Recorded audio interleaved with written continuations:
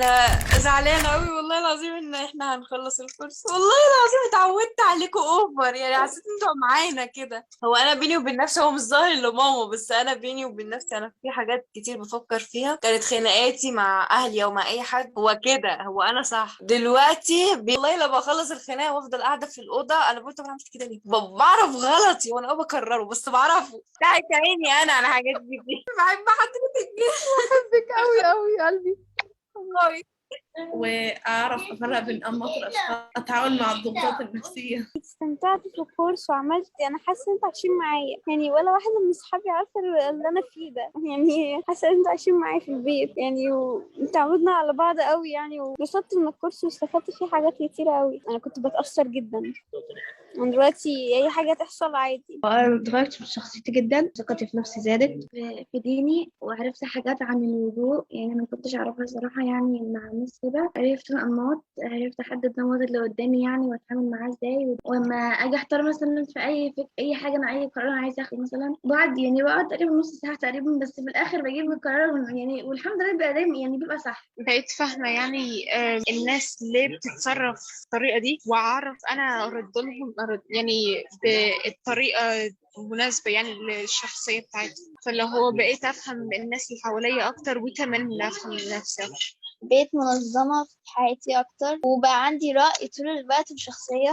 مش بحب أتعلم قوي، بس أنا دلوقتي بعد الكورس بحس إن أنا بحب دلوقتي أكتر. نفسي أروح المدرسة عشان أتعلم. الله عليك. الوقت بتاعي لما بيكون ملخبط بحاول أنظمه، ولو عندي مشكلة بحاول أحلها. استفدت كتير من الكورس، أعرف الشخصيات وحتى أعرف شخصيتي، أعرف أنواع الضغوط، وبقيت منظمة أكتر. وحاجة كمان استفدت منها قوي يعني إن هو عن موضوع الذات، إن إزاي أعرف إزاي أتعامل مع ذاتي وما أتعصبش بسرعة. يعني نفسي يكون في جزء تاني من الدورة. حاضر يا قلبي والله. حاولت ان انا احسن من العيوب اللي عندي، وثقتي في نفسي زادت، وما بقتش بتاثر بكلام اللي حواليا، وبقيت بعرف اجيب يعني حل اي مشكله بقى فيها، اللي هو طريقه الدفاعات السته. بفكر قبل ما اعمل اي حاجه يعني ايه اللي هيكون الحاجات الحلوه اللي هستنتج منها، وايه العواقب اللي هتقابليها يعني. وقدرت اتعامل مع شخصيات مختلفه واحدد ايه طريقه التعامل معاها، وبقيت بتعلم من اخطائي وبعترف بيها. طبعا استفدت من كل محاضره احنا خدناها. انا فرحانه جدا ان انا عرفت حضرتك، شكرا جدا جدا. يا قلبي يا قلبي على الجمال. أنا استفدت أوي من الكورس ده، علمني حاجات جديدة وحاجات يعني نفعتني أوي. أنا حاسة نفسي إن أنا اتحسنت واتغيرت. وفي الأول يعني ما كنتش يعني مهتمة أوي بالكورس، لكن بعديها المواضيع اللي حضرتك اتكلمت فيها اتشدت ليها وعجبتني أوي، فبقيت أهتم بالكورس.